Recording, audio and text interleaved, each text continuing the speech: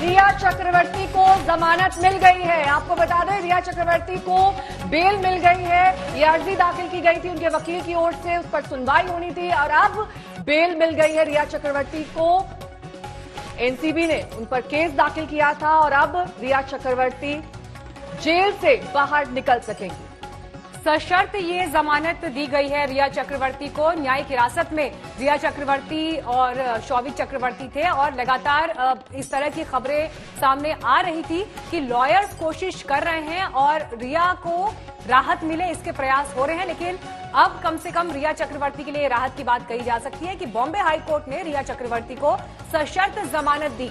सुशांत सिंह राजपूत की मौत के बाद जिस तरह से इस केस ने तूल पकड़ा और कई उतार चढ़ाव इस केस से देखे, मामला ड्रग्स एंगल तक आया और ड्रग्स का इन्वेस्टिगेशन जब एनसीबी ने शुरू किया तो उस केस में जो आरोप रिया चक्रवर्ती पर लगे उसके तहत रिया चक्रवर्ती को न्यायिक हिरासत में भेजा गया था, लेकिन शौविक चक्रवर्ती की जमानत अर्जी खारिज हुई है।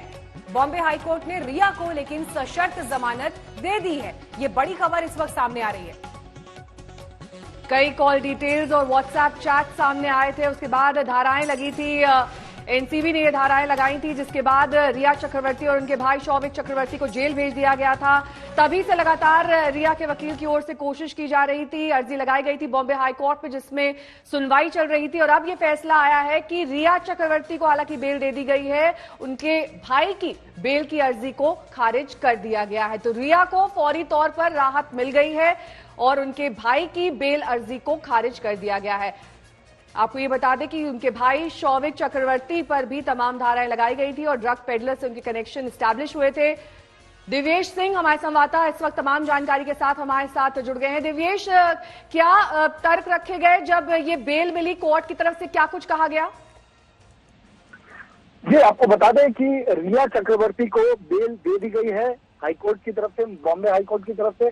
उनका पासपोर्ट जमा करने के लिए उन्हें कहा गया है, 1 लाख का पर्सनल बॉन्ड देने के लिए कहा गया है और इसके अलावा जब भी इन्वेस्टिगेशन एजेंसी जो कि नार्कोटिक्स कंट्रोल ब्यूरो है उन्हें पूछताछ करनी होगी तो उनके सामने उन्हें हाजिर होना होगा, उन्हें इन्वेस्टिगेशन के साथ कोऑपरेट करना होगा।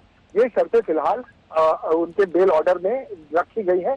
अभी डिटेल बेल ऑर्डर अभी हमारे हाथ नहीं आई है, जैसे ही ऑर्डर अपलोड होती है उसके बाद सारे जो कंडीशंस है वो रखे गए हैं। पर फिलहाल आपको बता दें कि 8 सितंबर को अरेस्ट हुई थी रिया चक्रवर्ती। उन्हें नार्कोटिक्स कंट्रोल ब्यूरो ने 2 दिन की पूछताछ के बाद तीसरे दिन बुलाया था और उस दिन उन्हें अरेस्ट कर लिया गया था।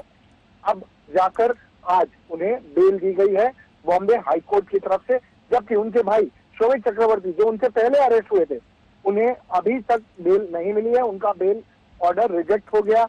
बसीत परिहार जो कि एक ड्रग पेडलर है जिन्हें इसी केस में अरेस्ट किया गया था, उनका भी बेल ऑर्डर रिजेक्ट हो गया है बॉम्बे हाईकोर्ट में। रिया चक्रवर्ती को कंडीशनल बेल दी गई है, 1 लाख का बॉन्ड रखा गया है, 1 लाख रुपए में डिपॉजिट करने होंगे, अपना पासपोर्ट जमा करवाना होगा और इसके अलावा जब भी नार्कोटिक्स कंट्रोल ब्यूरो उन्हें पूछताछ के लिए बुलाए उन्हें नार्कोटिक्स कंट्रोल ब्यूरो के सामने हाजिर रहना होगा और इन्वेस्टिगेशन के साथ कोऑपरेट करना होगा। नमस्कार, मैं हूं अंजना ओम कश्यप। हमें उम्मीद है ये वीडियो आपको पसंद आया होगा।